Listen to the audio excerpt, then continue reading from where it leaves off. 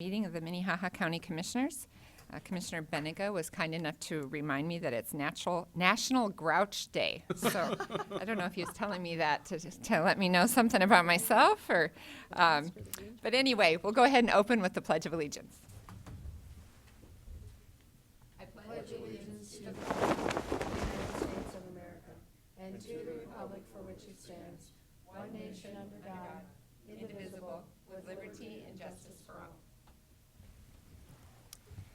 I'd like to remind everyone to silence their cell phones. There's meeting documents available for review next to Commissioner Heiberger, and Carol is here if you need a listening device. So that takes us to routine business. I'd consider a motion to approve the agenda. Second. Motion and a second. All in favor? Aye. Any opposed? Motion passes unanimously. Next item is to approve commission meeting minutes from October 8th, 2019. Move for approval. Second. Motion and a second. All in favor? Aye. Any opposed? Motion passes unanimously. Next item is bills to be paid in the amount of $3,680,778.85. Pay the bills. Second. Motion and a second. Any comments? If not, all in favor? Aye. Any opposed? Motion passes unanimously. Next item are reports. We have the auditor's report this morning. Good morning, Vicki. Good morning, Commissioners. Vicki Hewitt from the Auditor's Office, here with the September financial results. Starting off with the general fund cash balance, sitting at $7,791,243, up almost $1.5 million over last year. And again, we look forward to October when that second half property tax will boost that cash balance. Moving to the highway fund, sitting at $10,429,872, down $745,000 from last year, but as they continue to spend down and work on those projects. Moving on to expenditures. Total expenditures for September, $42,279,300, 72.6% of budget. The biggest portion of that, of course, being personnel at $29,550,000. Right at 75% of budget, and then other expenses totaling $12,729,000, 67.7% of budget. And then lastly, revenues. Total revenue, $34,726,747, 61.2% of budget. Our year-to-date taxes, $24,189,067.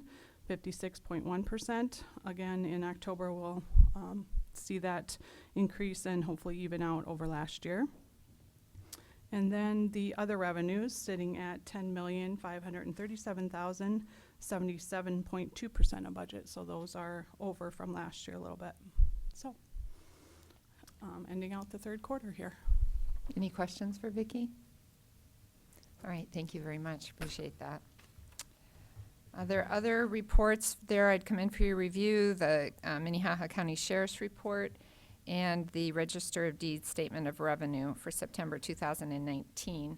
That takes us to personnel actions. I'd consider a motion to approve routine personnel actions. So moved. Second.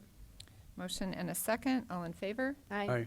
Any opposed? Motion passes unanimously. That takes us to item 6, abatements recommended for approval. Good morning, Chris. Morning, Commissioners. Chris Lilla, Equalization. And again, I apologize for this list, but this should be the cleaning up of the backlog. So the first one that we're recommending for approval is Palisade Manor Nursing Home. This one here is an office here going back some years. The property up there in Garrettson was 2 individual buildings operated as a nursing home under one entity. That entity had sold part of that building to a taxable entity. And so at that time, the office in 2014 made a mistake in taking the exemption off of the entire property. It should have remained on the half that the Palisades Manor continued to operate in. So that's basically what happened. Are there questions? Move to approve the abatement. I'm assuming that that's abatement A through E. Correct. I would second approval of abatements A through E. Okay, so we have a motion and a second to approve the abatements of A through E. Are there any questions? If not, roll call vote, please. Beninga, Aye. Heiberger, Aye. Karski, Aye. Barth, Aye. Bender. Aye, motion passes unanimously. So that takes us to the next item, which looks like it's parcels F through R. Yep, these here are kind of a continuation of last week's. These are the ones that I'm recommending for approval on partial exemptions, where the veteran or owned their home, occupied their home, received their award date after the November 1st, and through clarification with our state's attorney's office and Department of Revenue, they recommended that we do partial exemptions from the date that they received their award. So these ones here I am now recommending for approval. Move to approve. Second. Motion is second. Any questions? Commissioner Karski. I thought I understood this, but explain one more time how these were different than the ones we didn't approve last week. The ones last week were dealt on home ownership. So we've got kind of three criteria. It's the The effective November date. one, you had to own it, had to occupy it, had to be certified as a disabled veteran. These individuals owned and occupied their homes, but their award date came after the November 1st. Okay. So, again, if I was a veteran today and I received my award letter today, revenue is on board that from today forward, then we can abate that partial. Okay. I would just point out he is a veteran today, but If I got my award letter today. Are there any further questions? Okay, we had a motion and a second. Roll call vote, please. Heiberger, Aye. Karski, Aye. Barth, aye. Beninga, Aye. Bender. Aye, motion passes unanimously. So that takes us to parcels S and T. These are basically the same situation, but just dealing with surviving spouse as opposed to the veterans themselves. Motion to approve? Second. Motion and a second. Any further questions? Roll call vote, please. Karski, Aye. Barth, Aye. Beninga, Aye. Heiberger, Bender. Aye, motion passes Thank unanimously. you. And we shouldn't have any more big lists. Thank you. All right, thank you so much. Thank you. All right, that takes us to item 7, under notices and requests, which is to authorize the auditor to publish notice of hearing on November 5th, 2019, on an amendment to ordinance MC 31-5-18 for licensing service ambulance service in Minnehaha County. Jason Gearman, good morning. Jason Gearman, Minnehaha County Emergency Management. Basically, this is the first reading of an ambulance ordinance change. And the changes, if you have it up there on page 3, to allow 1 EMT during services instead of 2. And that coincides with state law also. So we're trying to adhere it more to state law, and it would also help the volunteer situations that we have out in the county right now and ease the burden on having 2 EMTs at all time in an ambulance. You know, we also have deputies out on the road that respond to these that are also EMTs, so I don't see any issues with service. And the second change is for special events. So if we were to need an ambulance to stand by in, say, say the fair, that would have to be the service provider in Sioux Falls. And if an outside service provider wanted to do that, he would need permission in writing to do that. And if you all recall, we had some issues this summer with the racetrack not being able to get the service that they thought that they needed. So we revised this ordinance to allow notice, a verbal notice that says, I will be in contract at the Minnehaha County Fair or maybe a street dance or something like that. It just allows them more freedom to operate without having it in writing to the other ambulance service and to the, I believe it's the EMS Division of Public Safety. That was crossed out, but that's on page 6. I probably thoroughly confused some of you when I explained that, but if you have any questions, I'll try and clarify it. Are there questions? Just a comment, Commissioner Madam Barth. Chair. You know, the requirement for 2 EMTs on the vehicle, that was the state regulation at the time we passed our ordinance just a couple years ago. And I think that they just changed the regulation. They didn't even pass a new law. And so then our ordinance was more restrictive than the state practice. And so this brings us into with the state, and that was a bit of a burden for some of the volunteers. Thank you. Anything else? If not, I'm looking for a motion to authorize the auditor to publish notice of a hearing on November 5th. My motion. Second. Motion and a second. Madam Chair, just one question. Commissioner Karski. Do all the ambulance service providers know of these changes? I mean, have they been notified, especially when it comes to the special events and that type of thing? It was in discussion, but I haven't had an official meeting where everybody's been there, where I've specifically told anybody. Okay. We've been waiting to have a meeting till we get the final ambulance provisions done from Dr. Luther, and that's got to be close to be in an end, and I'm hoping to have one in a couple weeks. Okay. I guess I'm in favor of this. I just don't want anybody to be surprised and say, when did that change? And I didn't know about it. So I hope that we communicate rather rapidly to all the providers that this can occur, that you can have another provider in your territory for a special event. So Understandable. They're aware of it, but they may not be specifically aware that the change is here. But okay, please let them know. And I would agree with Commissioner Karski if you could be sure that you contact each one of them to let them know of this hearing date. That would be helpful. So if they have an opportunity to weigh in on it if they have a concern. Okay. All right, so we had a motion and a second. Any further discussion? All in favor? Any opposed? Motion passes unanimously. Next item is to authorize the county auditor to publish notice to bidders for 9mm handguns and holsters for the sheriff's office. Joe Bosman, good morning. Morning, Commissioners. Joe Bosman with the Sheriff's Office. I have you before this morning a request to authorize the Auditor's Office to publish notice for bidders. We are transitioning, our goal is to transition our current inventory of handguns to a more current 9mm caliber handgun and holster combination. And based on the amount of firearms and the dollar amount, we will be going to bid for this, and we would request notice to publish bid. Funding for this would also be offset with the trade-in of our current inventory of firearms through the selected vendor of this bid process. Any questions? Motion to approve. Second. Motion and a second. All in favor? Aye. Any opposed? Motion passes unanimously. Thank you. Thank you.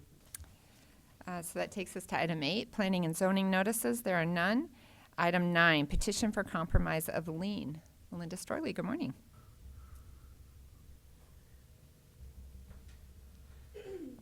Good morning, Melinda Storley, Commission Assistant.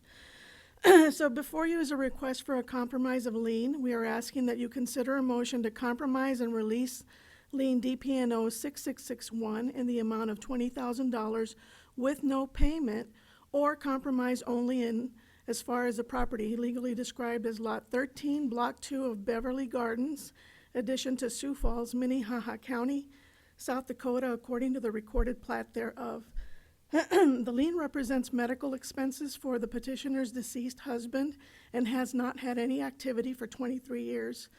The petitioner was informed earlier this year that her property, parcel 26436, would likely be listed on the tax deed auction unless she was able to pay 6 years of back taxes, totaling $12,442.21, plus interest and penalties. She and Auditor Litz discussed a possible payment plan for taxes, but with her current financial challenges, she decided it would be best to sell her home, pay the properties, 8 judgments totaling in $19,263.60, and city assessments totaling $1,456.91, plus the interest and penalties related to those debts. The seller settlement statement indicates that her home has been sold for $90,000 and is scheduled to close on November 7, 2019. The petitioner has expressed that she cannot afford to stay in her home with only $842 a month of Social Security benefits and no other income. She has not filed income tax since 2015. She is planning on relocating to a more affordable community with the remainder of the money after closing costs and lien repayments.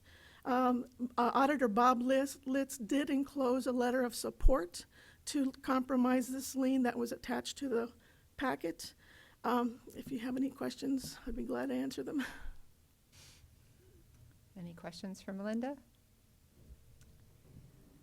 Okay. The petitioner is here. If the petitioner has an opportunity to speak, if she wishes, she does not have to. You could. Basically, I'd like it, released from what staff may relocate, and I have got ongoing medical conditions that make it more difficult for me. I have to live in a town that has a hospital. Okay, thank you. Any questions for the applicant? Madam Chair, I am supporting this motion, and I would make a motion to remove the $20,000 lien on this property. And second that, $20,000 in medical expenses. If it was for a criminal trial, I wouldn't feel the same way. Okay, so we have a motion and a second.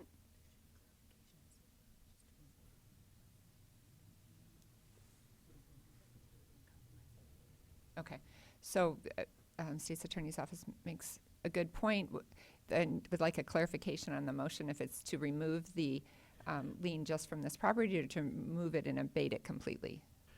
It would be to remove it and abate it completely. Second that. Okay, so motion and a second with that clarification. Any further discussion? Just curious. Barsky? I mean, if we remove it from the property, it can be sold. Leaving the lien on the individual really doesn't impact anything unless she wants to buy another property. Is it, just wondering the wisdom of removing the abatement in its entirety? I mean, it stays on our books. It may be collected someday, it may not be, but it still leaves it open for us to someday be able to collect that money. So I'd like to make a substitute motion to remove the lien from the property and leave it on the individual.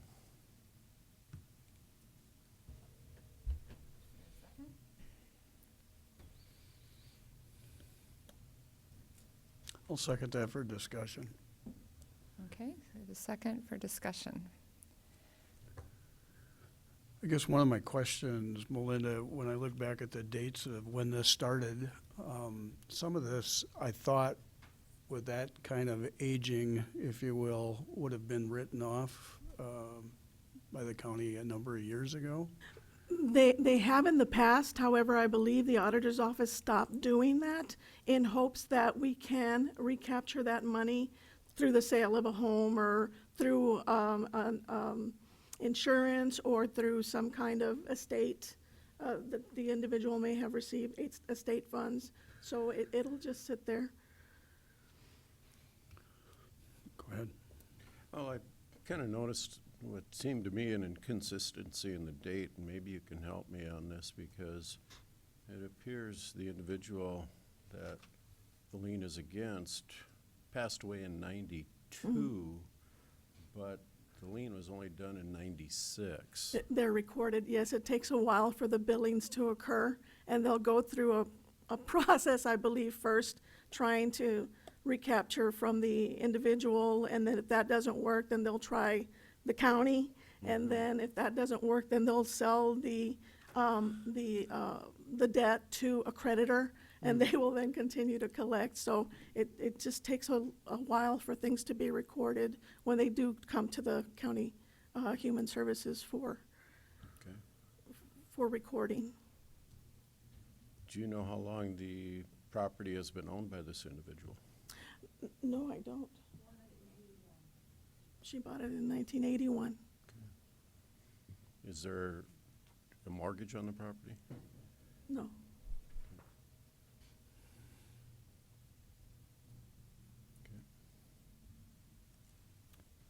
Further discussion? Madam Chair, I just want to mention that on my motion, we were just removing the medical lien, not the tax lien. Just FYI. The medical lien for, if I may, for what dollar amount? $20,000. $1,000. The taxes still need to be paid. Which my understanding is that they'll be paid at closing on the property.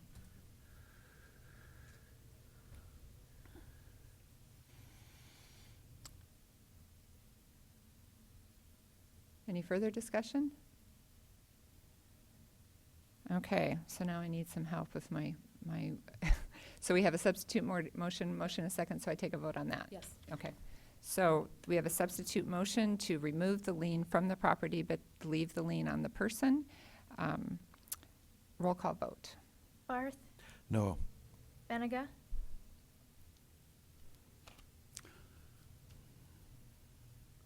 No.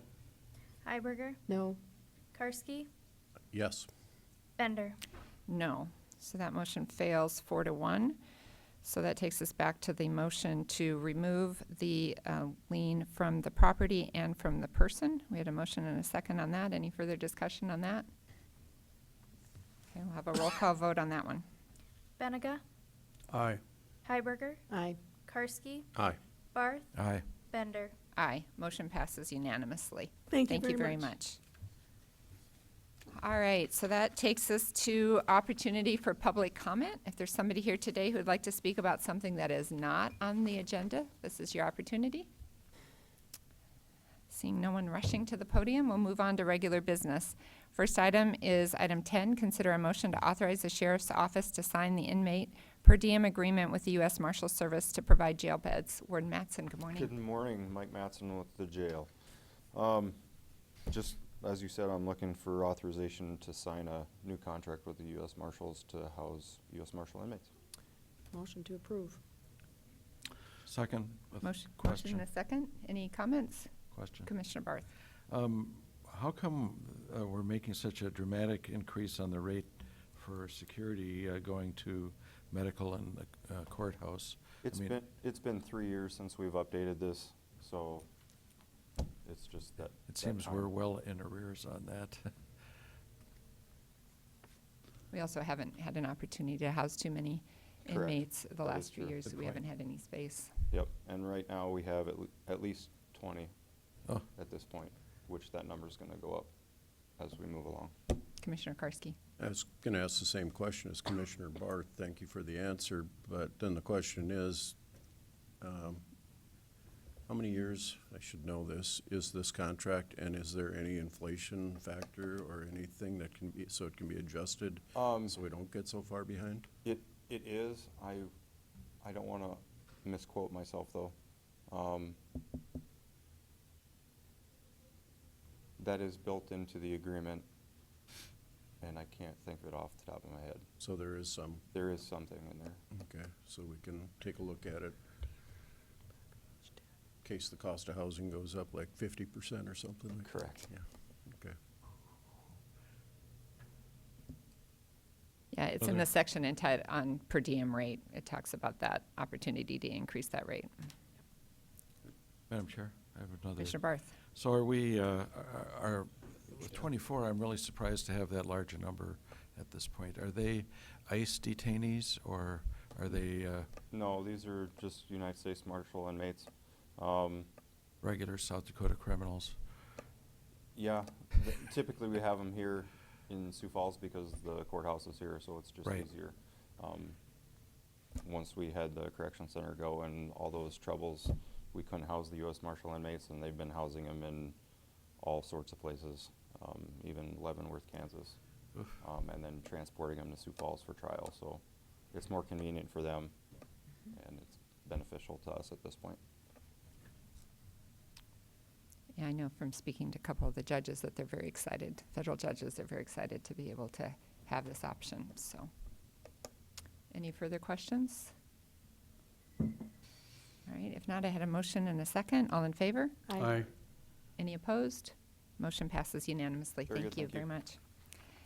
So the next item is item 11. It's a brief on a grant application submitted for participation in a housing and health learning cohort program through NACO. Lori Montes, good morning. Good morning, Lori Montes, Human Services. I am here this morning to update you a little bit on an application for a grant, although it's basically a learning opportunity more so than a grant, that we would do in partnership with the City of Sioux Falls Housing Manager. And the opportunity was offered through NACO, and so that's why we applied through Human Services. But actually, the city, Shelley Unruh is the one who takes kind of leadership in this effort, but it gives us a seat at the table. So we can have, it would run from October to July and provide 3 in-person face-to-face learning opportunities with others from across the United States that are doing similar kinds of work and trying to look at the intersection of affordable housing and health. And then there would be, I'm assuming, regular phone calls. They haven't established yet that if we're approved for this, how often that would occur. But basically, it's just an opportunity to get together to learn with other individuals across the United States who may be doing similar things as to what we're doing with the housing clinic through the city. Other questions for Lori?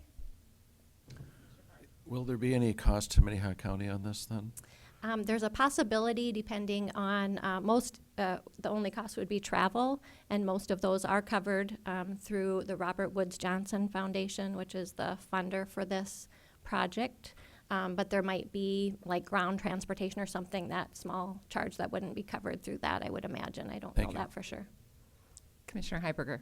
And Minnehaha County will not be paying for the city of Sioux Falls' expenses if there's additional. They will cover their own expenses. So we'll just be covering our own employees, which is Lori Correct. and. Correct. Mm-hmm. Questions?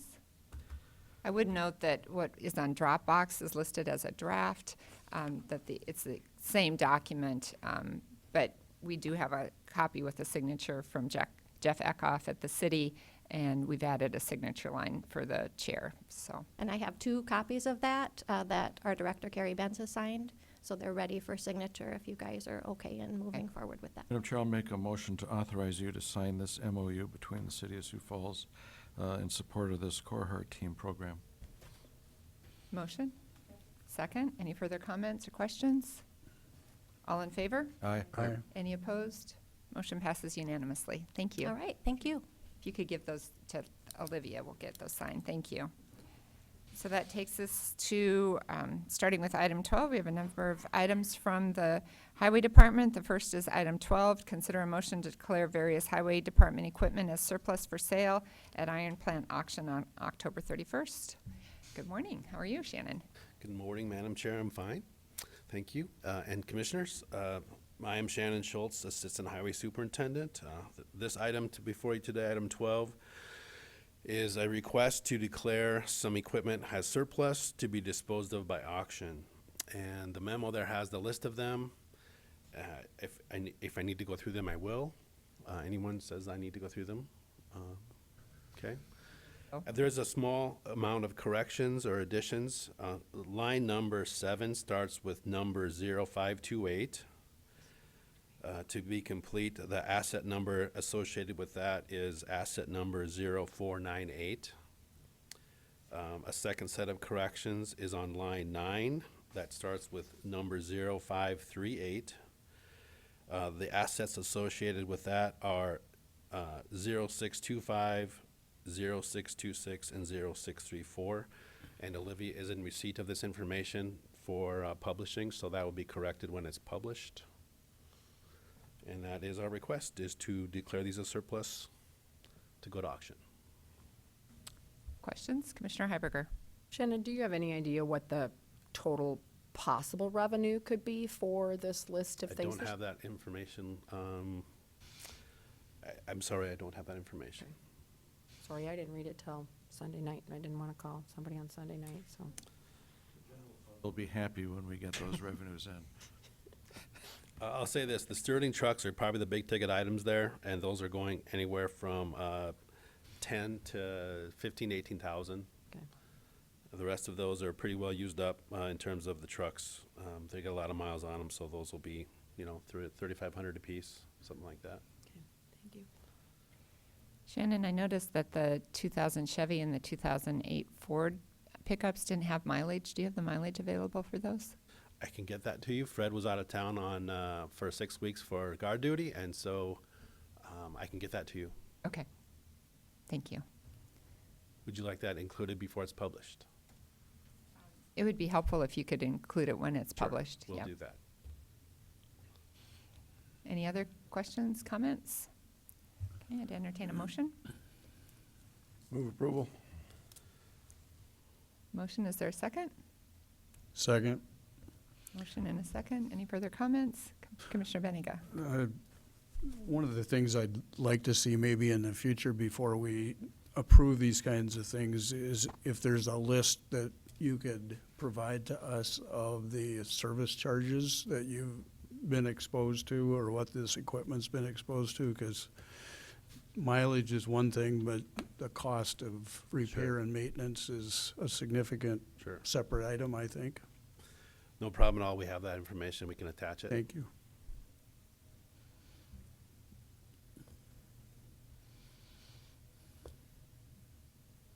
All right, so we had a motion and a second. Roll call vote, please. Hiberger, Aye. Karski, Aye. Barth, Aye. Benega, Aye. Bender. Aye. Motion passes unanimously. Next item is item 13. Consider a motion to authorize the Highway Department to purchase standard road signs through a state of Minnesota procurement contract. Yes, Shannon Schultz again. So the purpose of this is to request to purchase off a procurement contract from Minnesota. It's kind of a nice program there that we can get on the state bidding through Minnesota as kind of an affiliate member to that process. And there was no fee to join that as an affiliate member, and so that's nice. Pardon me. The contract release is attached to the agenda item. It is contract release S-872(5). That contract has been awarded from the state of Minnesota to Newman Signs, Inc. out of Jamestown, North Dakota. And in the past, we've bought materials from Newman before, but we're going to kind of up our signage in compliance or in support of the Towards Zero Deaths initiative nationwide to eliminate or minimize to the extent we can deaths on county highways. And so the bid amount going forward would exceed our $25,000, and so we needed to purchase off another bid, and thus we were to bid it ourselves, and we think this is a good move for us. So our request is to approve the ability to purchase off of the Minnesota procurement contract. I would move for approval. I'd second. I have a question, though. Okay, so motion and a second. Commissioner Barth. So will municipalities and townships be able to acquire the same material, or are we going to have different brands in different parts of the county?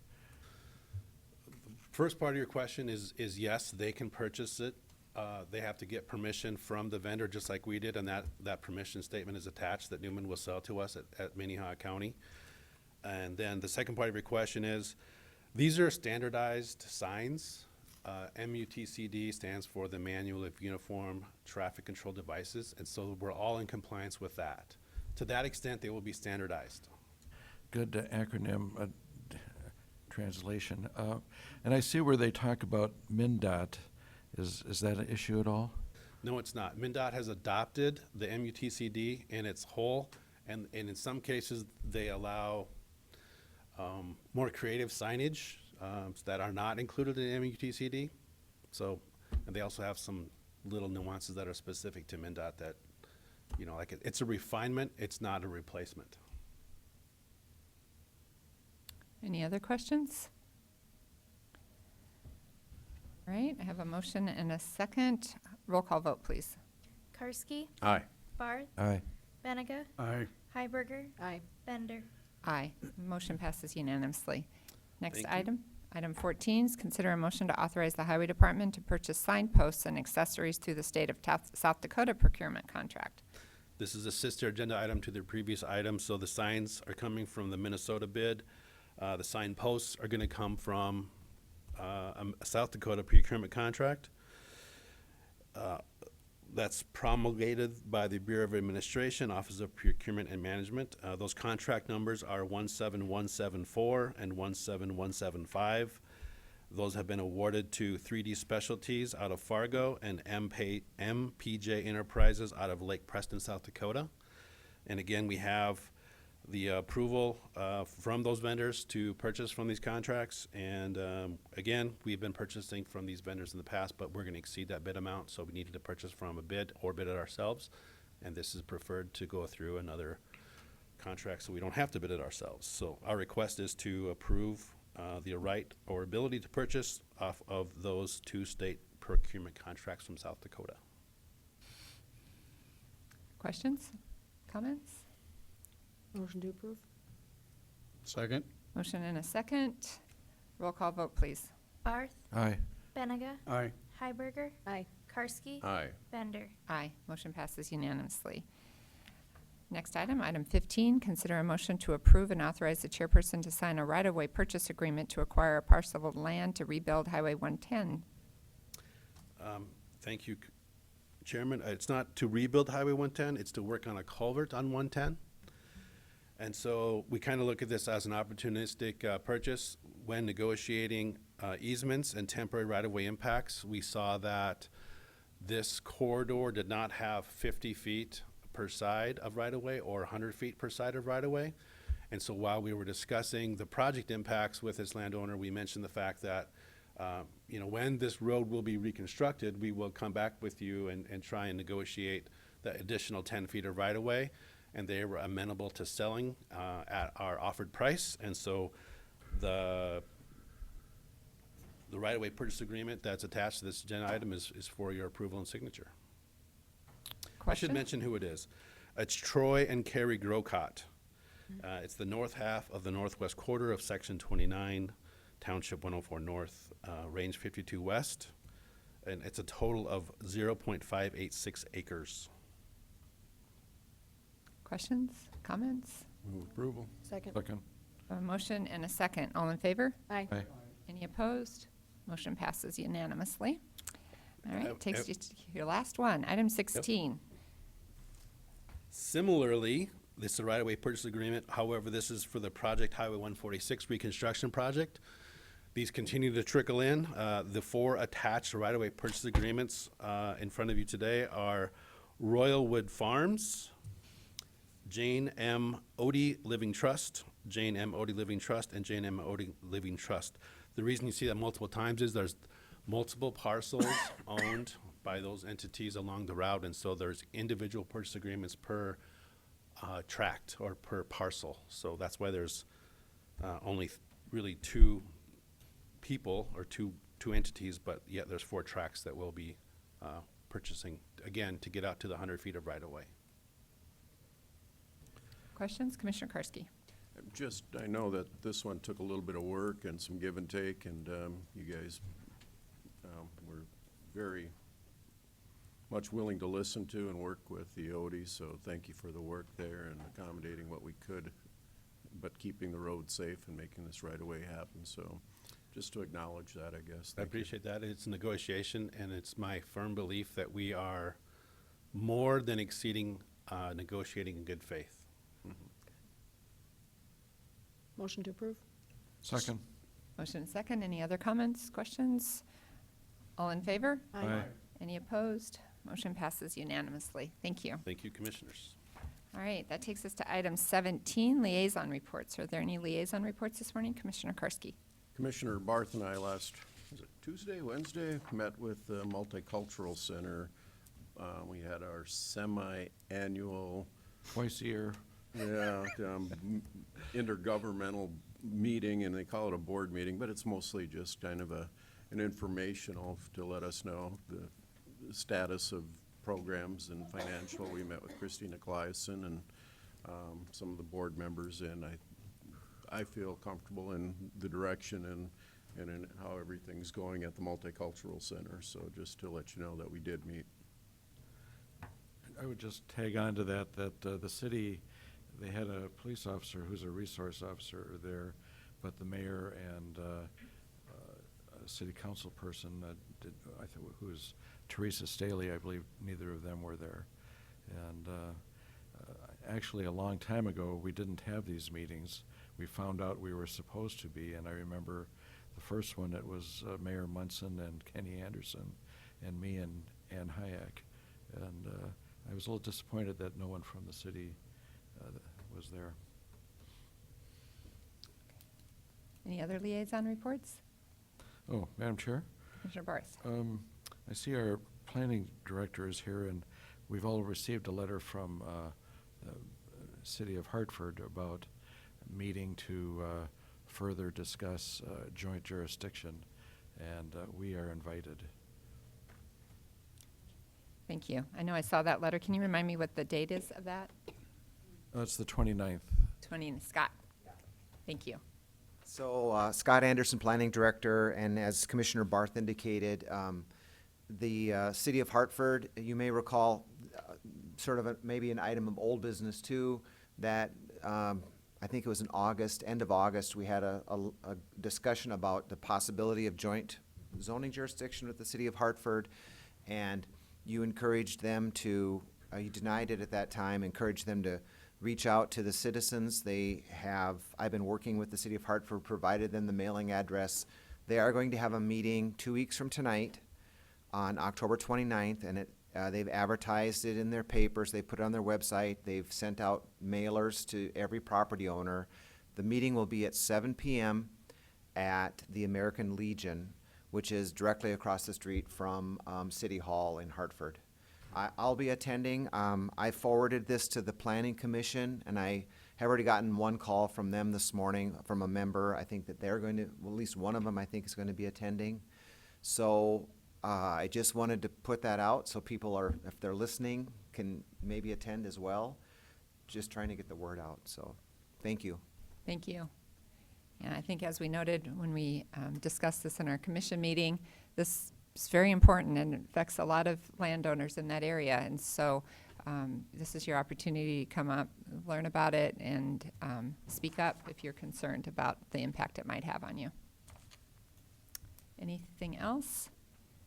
I would just note that we had a kind of a planning meeting on the HAB presentation. We're supposed to have a presentation at our joint city-county meeting this month on the Augie Research Institute report that they did. We decided that we needed a little bit more time to more fully flesh out a proposal that we were going to have to move forward, so we have delayed that until November so that we can make sure that we kind of had fully vetted out the ideas and can come forward with a proposal that everybody is behind. So just wanted to let you know that.